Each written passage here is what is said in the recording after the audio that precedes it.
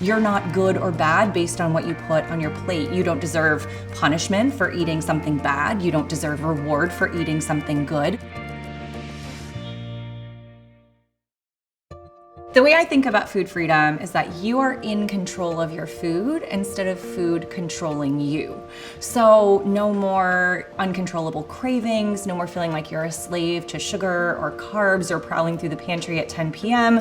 You're making conscious, deliberate decisions about what foods work for you in that moment, maybe because they're so special or so delicious, but every decision you're making is conscientious and deliberate about what serves you in that moment. The kind of framework we have in food freedom around eating mindfully is asking yourself two questions in the moment. Is it worth it?